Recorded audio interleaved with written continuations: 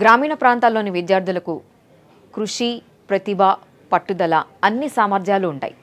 కానీ ఎక్కడో ఒక చోట కొన్ని మిస్టేక్స్ చేస్తూనే ఉంటారు. వాళ్ళకి కెరీర్ గురించి తెలియకపోవడమో లేకపోతే ఎలా వెళ్ళాలో తెలియకపోవడమో కొన్ని మిస్టేక్స్ అయితే జరుగుతుంటాయి. అసలు ఏంటి ఆ మిస్టేక్స్, ఎందుకు జరుగుతున్నాయి, ఇవి తెలుసుకోవాలంటే మనం ఈరోజు Adha consulting CEO founder Phaniraj గారితో పాటు ఉన్నాం. మనం ఆయన అడిగి తెలుసుకుందాం. Hi, welcome to our show. So మనం ఇందాక మాట్లాడుకున్నట్టే చాలామంది రూరల్ ఏరియాలో ఉండే స్టూడెంట్స్కి అంటే అన్నీ ఉంటాయి, వాళ్ళకి అన్ని మార్క్స్లో కానివ్వండి అన్నిట్లో వాళ్ళకి మంచి మార్క్స్ వస్తాయి, అన్నీ వస్తాయి. బట్ స్టిల్ ఎక్కడో కొన్ని మిస్టేక్స్ జరుగుతుంటాయి. అసలు ఎన్ని మిస్టేక్స్ వాళ్ళు చేస్తూ ఉంటారు, ఎందుకు అలా జరుగుతుంటుంది, ఎక్కడ వాళ్ళు కరెక్ట్ చేసుకోవచ్చు అంటారు? అంటే ఇప్పుడు మీరు అడిగే మిస్టేక్స్ గ్రాడ్యుయేషన్ చేసేటప్పుడు అండి, గ్రాడ్యుయేషన్ చేసి బయట జాబ్ సెర్చ్ చేసేటప్పుడు? గ్రాడ్యుయేషన్ చేశాక జాబ్ సెర్చ్ చేసేటప్పుడు. ఎగ్జాక్ట్లీ. సో బేసిక్గా మన ఇంజనీరింగ్ గ్రాడ్యుయేట్స్ అనుకోండి, మామూలు గ్రాడ్యుయేట్స్ అనుకోండి, అంటే BA, BCom, BSc ఇలాంటి గ్రాడ్యుయేట్స్ అనుకోండి, లేదా మీకు MCA లాంటి పీజీలు చేసి వచ్చిన వాళ్ళు కానీ, వీళ్ళందరూ వాళ్ళ కోర్సులు అయిపోగానే దాదాపుగా ఎక్కువ శాతం హైదరాబాద్ వస్తారు. అటు కొంచెం అనంతపూర్ అటు వాళ్ళంతా కూడా బెంగళూరు సైడ్ వెళ్తారు. బట్ ఏదో ఒక సిటీకి వెళ్తారు. వెళ్ళేసి వీళ్ళు ఏంటంటే కోర్సులు చేస్తుంటారు, రకరకాల కోర్సులు జాయిన్ అవుతుంటారు. వీళ్ళు చదివిన చదువు ఏంటి, దానికి చేస్తున్న కోర్స్ ఏంటి, వీళ్ళు ఏం కావాలనుకుంటున్నారు, ఇదంతా కూడా ఒక క్లారిటీ ఉండదు. ఫస్ట్ మిస్టేక్ ఏంటంటే క్లారిటీ ఉండదండి. ఎందుకు ఈ ఫస్ట్ క్లారిటీ మీద మాట్లాడుతున్నంటే, clarity is the first step to become anything. So మనం చదువుకున్న చదువు మెకానికల్ ఇంజనీరింగ్ కావచ్చు, సివిల్ కావచ్చు, కంప్యూటర్స్ కావచ్చు, లేదా మనం BA, BCom చేసి ఉండొచ్చు. కాక first what is that I wanted to become. చదువుకున్నది ఎందుకు చదువుకున్నాము? ఒక విజ్ఞానం సంపాదించడానికి, ఒక నాలెడ్జ్ సంపాదించడానికి చదువుకున్నాము.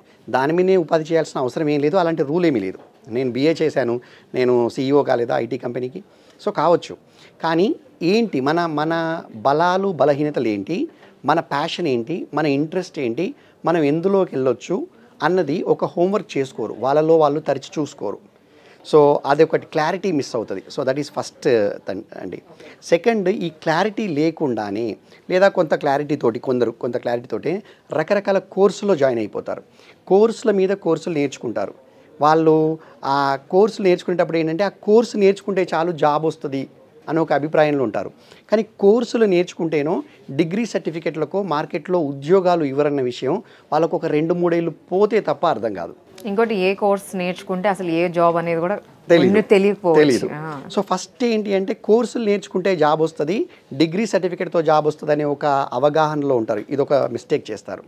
తర్వాత మీరు అన్నట్టుగా నెక్స్ట్ పాయింట్, ఏ కోర్సు చెయ్యాలి, ఏ కోర్సు చేస్తే ఉద్యోగ అవకాశాలు ఉన్నాయి, ఏ కోర్సుకి తను సూట్ అవుతాడు, ఉద్యోగ అవకాశాలు ఉన్న కోర్సుల్లో నువ్వు ఏ కోర్సుకి సూట్ అవుతావు, లేదా ఏ స్పెసిఫిక్ సబ్జెక్ట్ నేర్చుకుంటే, ఏ స్కిల్ నేర్చుకుంటే, యాక్చువల్గా సబ్జెక్టు కోర్సు కాదండి, నేనైతే స్కిల్ అనే అంటాను. ఏ స్కిల్ నేర్చుకుంటే నీకు అవకాశం వస్తుంది, ఏ స్కిల్ నేర్చుకోవడానికి నీ లోపల నీకు నీ బలాలు బలహీనతలు కెపాసిటీ ఎబిలిటీ సరిపోతాయి. అంటే మ్యాథమెటిక్స్ అస్సలే రానివాడికి, అసలు ఇంగ్లీష్లో ఒక ముక్క రానివాడికి సాఫ్ట్వేర్ ఇంజనీర్ కావాలంటే స్టిల్ కావచ్చు, కానీ నువ్వు ఇవన్నీ మళ్ళీ నేర్చుకోవాలి. ఫస్ట్ వీటన్నిటికీ నీకు టైం ఉండాలి. మళ్ళీ you have to put all the time.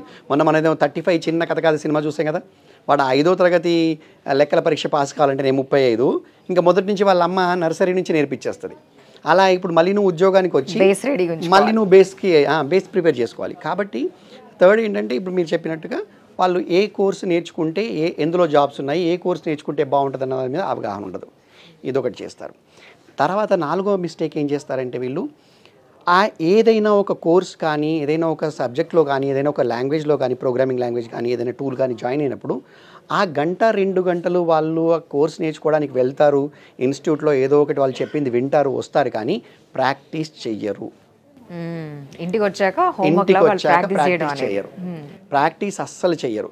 వాళ్ళకి హైదరాబాద్ అప్పుడే వచ్చి ఉంటారు, లేదా బెంగళూరు అప్పుడే వెళ్ళి ఉంటారు. సో ఈ నగర జీవితానికి అలవాటు పడడం, ఇలాంటి రకరకాల వాటిల్లో వాళ్ళ సమయం వాళ్ళకు తెలియకుండానే వెళ్ళిపోతుంది. ఎందుకంటే ఏమండి, ఒకప్పుడు మనం కూడా ఏజ్ దాటి వచ్చిన వాళ్ళమే కదా, మనకు తెలుసు ఏం జరుగుతుందో.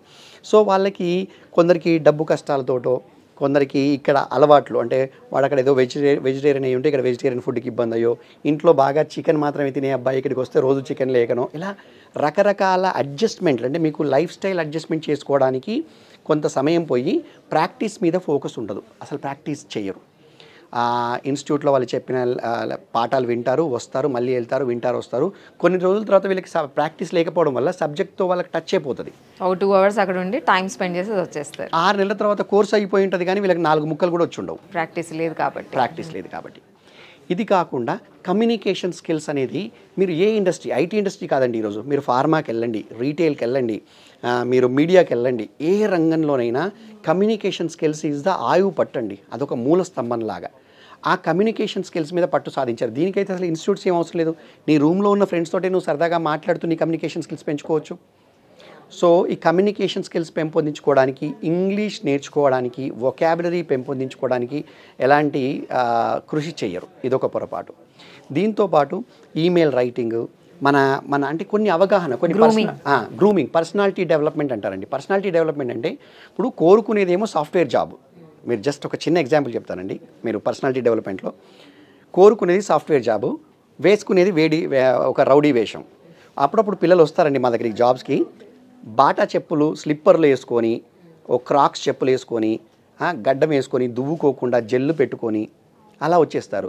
ఇప్పుడు నేనేమంటానంటే పిల్లలతో, బాబు మీ ఇంట్లో మీ అమ్మ నాన్న సత్యనారాయణ వ్రతం చేసుకున్నప్పుడు మీ ఇంటికి వచ్చే బ్రాహ్మణుడు ఓ టార్న్ జీన్స్ వేసుకొని, ఓ నైకీ షూస్ వేసుకొని, ఓ టై కట్టుకొని, చేతిలో ఒక బీర్ బాటిల్, ఇటు ఒక సిగరెట్ పెట్టుకొని వస్తే మీరు సత్యనారాయణ వ్రతంలో పూజ చేయించుకుంటారా? చేయించుకోరుగా. మరి అలాంటప్పుడు సాఫ్ట్వేర్ వాడు ఎలా ఉండాలి? సాఫ్ట్వేర్ వాడు అంటే ప్రతి ప్రొఫెషన్కి ఒక అటైర్ ఉంటుంది కదా. ఆ అటైర్ అది దాని యొక్క ఇది మీకు ఆహార్యం అంటారు. ఆహార్యం అంటే మన the way we present. So నీ ఆహార్యం ఎలా ఉంది, నువ్వు ఎలా పెట్టావు, నువ్వు ఎలా ఉన్నావు, అది మిస్ అవుతారు. సో ఈవెన్ ఈ పర్సనాలిటీ డెవలప్మెంట్లో ఇది నేర్చుకోవాలి. How do you present your self? నువ్వు ఎక్కడికైనా వెళ్తే ఎలా ఉంటావు, ఎలా మాట్లాడతావు, నీ డ్రెస్సింగ్ ఏంటి, నువ్వు ఎలా ప్రజెంట్ చేసుకుంటావు. చూస్తేనే అబ్బాయి ఎంత బాగున్నాడు, ఇతనికి అవకాశం ఇస్తే పట్టేస్తాడని నిన్ను చూస్తేనే కాన్ఫిడెన్స్ రావాలి. నీ డ్రెస్సింగ్ వల్ల నీ కాన్ఫిడెన్స్ కూడా పెరుగుతుంది. అది వాళ్ళకి తెలియదు. ఏదో క్యాజువల్ డ్రెస్ వేసుకుంటే, ఇప్పుడు మేము ఫార్మల్స్ వేసుకో అని చెప్తే ఏదో మేము బలవంతం చేస్తున్నాం అనుకుంటారు. కానీ కాదండి, మీరు ఒక మంచి ప్రాపర్ డ్రెస్ వేసుకుంటే మీ కళ్ళలో కాన్ఫిడెన్స్ పెరిగిపోతుంది. You feel really good. If you feel really good, your confidence will be improved. And work ఏరియాలో కూడా సీరియస్నెస్ ఉంటుంది చాలా మంచిగా. సో అందరికి ఒకరి మీద ఒకరికి రెస్పెక్ట్ వస్తుంది. సో అది పోతుందండి. ఆ పర్సనాలిటీ డెవలప్మెంట్ మీద ఎలాంటి వర్క్ చేయరు. ఇది కాకుండా వీళ్ళు ఆ కోర్సులు అయిపోయిన తర్వాత వీళ్ళు సీవీలు తయారు చేసుకుంటారు. ఎవరిదో ఒకరిది ఆల్రెడీ జాబ్ కొట్టిన వాడిది తీయడం, కాపీ పేస్ట్ చేయడం, అందులో ఏముంది ఏం లేదు వీళ్ళకి అవసరం లేదు.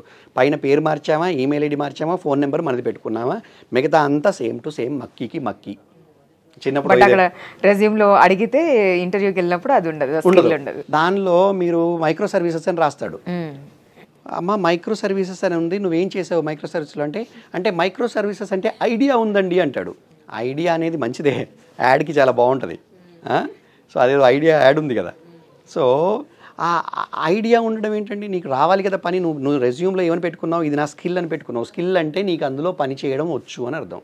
సరే నువ్వు ఫ్రెషర్ అనుకున్నా, నీకు ఫ్రెషర్కు ఉండాల్సినంత నైపుణ్యమో నాలెడ్జో నీకు అందులో ఉండాలి. అది ఉండదు. ఎందుకు లేదంటే నువ్వు వేరే వాళ్ళది కాపీ పేస్ట్ చేసావు, కనీసం రెజ్యూమే చదువుకోలేదు. సో వీళ్ళకి వచ్చిన స్కిల్స్ని కనీసం వాళ్ళు అందులో పెట్టలేకపోవడం. అండ్ ఆ పెట్టిన పదంకి నీకు తెలియకపోతే, ఇప్పుడు నిన్ను ఇంటర్వ్యూకి పిలిచిందే ఆ సీవీ బేస్ చేసుకొని, ఆ సీవీలో నీకేముందో తెలియదు. అంతే కదండి. ఇప్పుడు వాళ్ళని మనం ఇంటర్వ్యూకి వస్తే, ఇప్పుడు నేను మీ దగ్గర ఇంటర్వ్యూకి వచ్చాను, మీరు నా సీవీ చూసి పిలిచి నా సీవీలోంచి అడుగుతారా, మహాభారతంలోంచి అడుగుతారా? Way did you complete your education, what was your last employment, what is your last assignment, what was your last project, what is that you are doing, what is your typical day in your office అని అడుగుతారు. ఈ సీవీలోంచే కదా ఇవన్నీ. మహాభారతంలో దుర్యోధనుడిని ఎందుకు బలరాముడు support చేశారని అడుగుతారా? అడగరు కదా. ఇర్రెలవెంట్ క్వశ్చన్ కదా అది. స్పేస్ ఎక్స్లో ఏం జరుగుతుందని అడుగుతారా? అడగరు కదా. రెజ్యూమేలో నుంచి స్కిల్ ఉంటే అదే మనం మెన్షన్ చేయాలి అక్కడ. అది తెలియదు వాళ్ళకి. సో సీవీ కాపీ పేస్ట్ చేస్తారు. ఇంకొక మిస్టేక్ ఏంటి, ఇంకా నెక్స్ట్ లెవెల్కి వెళ్దాం. ఇప్పుడు మనం సీవీ ప్రిపేర్ దాకా వచ్చాం. సీవీ ప్రిపేర్ తర్వాత మీరు ఇంటర్వ్యూకి వెళ్తారు. ఇంటర్వ్యూకి వెళ్తే ఇంటర్వ్యూలో టెక్నికల్ ఏదో కోడ్ టెస్ట్లు అవి ఉంటే చేస్తారు. హెచ్ఆర్ రౌండ్ కానీ, లీడర్షిప్ రౌండ్ కానీ, మేనేజర్ రౌండ్ కానీ అంటారు. జనరల్గా హెచ్ఆర్ రౌండ్ అంటారు. దానిలో మేనేజర్ చేయొచ్చు, హెచ్ఆర్ మేనేజర్ చేయొచ్చు, నాలాంటి సీఈఓ చేయొచ్చు, ఎవరైనా చేయొచ్చు. దానిలో మేము క్వశ్చన్స్ జనరల్గా ఏమడుగుతాం, tell me about yourself, why should I hire you, right, what, ఇలాంటి బేసిక్, అంటే ఒక మనిషి యొక్క వ్యక్తిత్వాన్ని అద్దం పట్టే ప్రశ్నలు అడుగుతాం. ఆ ప్రశ్నల్లో వాళ్ళు చెప్పేది tell me about your self అంటే మా నాన్నగారు ఇదండి, మా నాన్నగారు ఫార్మర్ అండి, మా అమ్మ హోమ్ మేకర్ అండి, మా నాన్నగారు ఈ మధ్య వరి నాటారండి, మా అక్కకు పెళ్ళయిందండి. ఎందుకండి వాళ్ళందరినీ మేము హైర్ చేస్తున్నామా? ఓకే, మేము హైర్ చేస్తుంది నిన్ను యాజ్ ఎ ప్రొఫెషనల్. మీ బంధువుల పేర్లు ఎందుకు నాకు, వాళ్ళు ఏం చేస్తారు నాకెందుకు? When we say tell me about your self, we want you to tell your self as a professional. ఒక ప్రొఫెషనల్గా నీ యొక్క శక్తి సామర్థ్యాలు ఏంటి, నీ స్కిల్స్ ఏంటి, నీ నాలెడ్జ్ ఎబిలిటీస్, నువ్వు నాకేం చేస్తావు, why should I hire you అని అడుగుతామండి. అడిగితే నాకు ఉద్యోగం కావాలి, నేను డిగ్రీ చదువుకున్నాను, నేను జావా నేర్చుకున్నాను, నాకు డబ్బులు అవసరం ఉంది, నాకు అవకాశం కావాలి. అన్నిట్లలో నా ఉంది, కానీ కంపెనీ ఉందండి, ఉద్యోగం ఇచ్చే కంపెనీ ఉందా? లేదు. ఏం చెప్పాలి మామూలుగా? ఏమండి నాకు అవకాశం ఇస్తే నాకున్న ఈ స్కిల్స్తో నేను మీ ప్రాజెక్ట్లో ఇలా పనిచేస్తాను, మీ కంపెనీకి ఈ వాల్యూ యాడ్ చేస్తాను, నెక్స్ట్ 3 to 5 yearsలో మీ కంపెనీ ఆబ్జెక్టివ్ 500 కోట్లని చూశాను మీ వెబ్సైట్లో, ఆ 500 కోట్ల ప్రయాణంలో నేను నా వంతు 2 ఇటుకలు పెడతాను అని మాట్లాడగలగాలి కదా. ఎంతసేపు నాకు అవకాశం కావాలి, నేను మా అక్క పెళ్లి చేయాలి, నేను ఎడ్యుకేషన్ లోన్ తీసుకున్నాను అది కట్టాలి కాబట్టి నాకు జాబ్ కావాలి, నీకేం కావాలో అన్నదానికి ఉద్యోగం అడుగుతున్నావు తప్ప ఆ కంపెనీకి నువ్వేం చేస్తావు అనేది నువ్వు చెప్పట్లేదు. ఇవన్నీ పొరపాట్లు ఎక్కడి నుంచి జరుగుతున్నాయి అంటే గూగుల్లో ఇలాంటి క్వశ్చన్స్కి ఆన్సర్స్ చదివి మక్కి బట్టి పట్టి మగ్గింగ్ చేసి వచ్చి ఆన్సర్స్ చెప్తారు. నవ్వుకుంటామండి మేము అలాంటి చెప్పినప్పుడు. అలాంటి వాళ్ళు I'm sure you have lot of experiences like this, right? వేల మందిని చేశాయి 9 సంవత్సరాలు. అవును, అర్థమవుతుంది. సో వీటన్నిటి వల్ల అండ్ ఇంకొకటి ఏంటంటే వీళ్ళు లాస్ట్ అంటే మనం మిస్టేక్స్ మాట్లాడుకుంటున్నాం కదా, లాస్ట్ మిస్టేక్ ఏంటంటే రెస్పాన్సిబిలిటీ తీసుకోరు. తన కెరియర్కి తను రెస్పాన్సిబుల్ అన్న బిహేవియర్ చూపించరు. తన కెరియర్కి తను సాధించిన దానికేమో తను చేసిన, తను పాస్ అయిన డిగ్రీకి తనకు వచ్చిన దానికంతా తను రెస్పాన్సిబుల్ అంటాడు. తన ఫెయిల్యూర్స్కి, తన దగ్గర లేని వాటికి కారణం వేరే వాళ్ళని చేస్తాడు. మాకు ఇంజనీరింగ్ కాలేజీలో లెక్చరర్ సరిగా లేరు కాబట్టి నాకు ఈ సబ్జెక్ట్ రాదు, నాకు ఇంగ్లీష్ ఎందుకు రాదంటే మా అమ్మ నాన్నకి రాదు కాబట్టి నాకు రాదు, మా ఇంట్లో ఎవరు మాట్లాడరు, మా ఫ్రెండ్స్ మాట్లాడరు. నువ్వేం చేసావు, how do you really take the responsibility of your own career మాట్లాడరు. సో జనరల్గా పిల్లలు ఇలాంటి మిస్టేక్స్ చేసి వాళ్ళ లోపల ఉన్న శక్తి సామర్థ్యాలను వాళ్ళు బయటికి తీయకుండా ఈ డబ్బు కోసం ఇప్పుడు ఏమైందండి మొత్తం కూడా మీరు ఇదంతా మనకి ఇవేమో మనం చేస్తున్న మిస్టేక్స్ అనుకుంటున్నాం. అసలు మిస్టేక్ ఇంకోటి ఉందండి. ఇవన్నీ మామూలుగా మీరు చెప్పారు కాబట్టి నేను ప్రాపర్గా ఆర్టికులేట్ చేస్తాను. శాలరీ పెద్దది కావాలి. వీళ్ళు వచ్చి కోర్సులో జాయిన్ కాగానే పెద్ద సిటీసీ కావాలి, ఎక్కువ జీతం కావాలి. వాడెవడికో ఫ్రెండ్కి వచ్చింది, వీళ్ళెవరికో వచ్చింది. దీన్ని మనం కంపారిజన్ కూడా వీళ్ళు చేసే మిస్టేక్ కింద చేసుకోవచ్చు. లేదా సోషల్ ప్రెషర్ కానివ్వండి, పియర్ ప్రెషర్ కానివ్వండి, దానివల్ల నేను ఇంత పెద్ద శాలరీ కావాలి అనుకొని ఆ శాలరీ వెనుక పరిగెట్టి దానికోసం నానా తప్పులు చేసి, అంటే మీరు ఏదో ఫేక్ ఎక్స్పీరియన్సో లేకపోతే బ్యాక్డోర్ ఎంట్రీయో రికమెండేషన్లో. మొన్న ఎవరో వచ్చారు, సార్ నేను 1 year తిరిగాను సార్, మాకు తెలిసిన వాళ్ళు ఐటీ మినిస్ట్రీలో మంచి పొజిషన్లో ఉన్నారని చెప్పి వాళ్ళతో చెప్పించి జాబ్. ఐటీ మినిస్ట్రీలో చెప్తే ఒక ఐటీ కంపెనీ నెలకు ₹1,00,000 జీతంతో నీకు ఎందుకు ఉద్యోగం ఇస్తుంది? మినిస్టర్ గారు చెప్తారు, లేదా ఆ మినిస్ట్రీలో పనిచేసే ఒక ఆఫీసర్ ఎవరో చెప్తారు. చెప్తే ₹1,00,000 ఊరికే నేను ఇచ్చేస్తారా నీకు జీతం? నీకు పని రావద్దు, నువ్వు పని నేర్చుకున్నావా? నేర్చుకోలేదు. సో సిటీసీ వెనకాల పడతారు. ఈ సిటీసీ కోసం ఈ 2-3 తప్పులు చేసేసి ఒక 2-3 సంవత్సరాల గ్యాప్ తెచ్చేసుకుంటారు. అప్పటికి కానీ వీళ్ళకి ప్రపంచం అర్థమైపోయి మాకు గ్యాప్ వచ్చేసింది 2-3 సంవత్సరాలు, ఫ్రెషర్కి ఎవరు జాబ్ ఇవ్వలేదు, 2-3 సంవత్సరాల గ్యాప్ వచ్చింది కాబట్టి గ్యాప్కి జాబ్ రావట్లేదు, నా దగ్గర స్కిల్స్ లేవు, కంపెనీ స్కిల్స్ అడుగుతున్నాయి. ఇంకా ఈ దానిలో వచ్చేసి వీళ్ళు ఒక కార్నర్ అయిపోయి ఉంటారు, ఒక శిథిలావస్థకి వెళ్ళిపోయి ఉంటారు. అసలు వాళ్ళ సిచ్యువేషన్ నిజంగా చెప్పాలంటే చాలా దారుణంగా ఉంటుందండి. ఈ సిచ్యువేషన్ ఈ 2-3 సంవత్సరాలు ఎలా ప్రయాణం చేస్తారన్నది అసలు నేను అనుకుంటాను వాళ్ళకి అర్థం కాదు ఆ టైంలో. అది జరిగిపోయిన తర్వాత వెనక్కి చూసుకొని అర్థమవుతుంది. అండ్ మనం ఎవరైనా ఫస్ట్ చెప్పేస్తే కాలేజ్ నుంచి బయటికి రాగానే నాయన టైం వేస్ట్ చేయకుండా ఎక్కడైనా ఇంటర్న్షిప్లో జాయిన్గా, ఎక్కడైనా స్కిల్స్ నేర్చుకో, ఎక్కడైనా హ్యాండ్స్ ఆన్ ప్రాక్టీస్ కోసం ఎక్కడైనా జాయిన్గా అంటే ఇప్పుడు అదేమి వినరు. అప్పుడు నేను I'm the Chiranjeevi of this world, I'm the Pawan Kalyan of this world, నేనే మహేష్ బాబు, నేనే చిరంజీవి, నేనే పవన్ కళ్యాణ్, నేనే అల్లు అర్జున్, నేనే పుష్ప 2 అంటారు. వినరు. అప్పుడు ఆ 2-3 సంవత్సరాల గ్యాప్ వచ్చి ఇంకేం కాల్స్ రాక ఈ గ్యాప్ ఎలా ఫిలప్ చేయాలో తెలియక అప్పుడు మళ్ళీ స్టార్ట్ చేస్తారా ఇది. సో ఐటీ ఇండస్ట్రీలో చాలా జాబ్స్ ఉన్నా ప్రాబ్లం ఎక్కడవుతుందంటే పిల్లలకి సరైన అవగాహన లేక, వీళ్ళకి గైడ్ చేసే వాళ్ళు లేక, వాళ్ళ తప్పుల్ని వాళ్ళు ఓనర్‌షిప్ తీసుకొని, తెలుసుకొని, వాటి మీద అవగాహన పెంచుకొని, రైట్, వీళ్ళు ప్రయత్నం చెయ్యక వీళ్ళు చాలామంది అలానే ఉండిపోతున్నారు. అండ్ మధ్యలో ఇంకా దీని నుంచి వచ్చే సైడ్ ఎఫెక్ట్స్ ఏంటంటే, కొందరు బీపీఓకి వెళ్ళిపోతున్నారు, కొందరు డబ్బుల ప్రెషర్తో క్రెడిట్ కార్డులు అమ్మడానికి వెళ్తున్నారు. బ్యాంకుల్లో ఈజీగా వచ్చే జాబు మీకు క్రెడిట్ కార్డు, పర్సనల్ లోన్ సేల్స్కో ఇచ్చేస్తారు ఈ బీటెక్ వాళ్ళకి.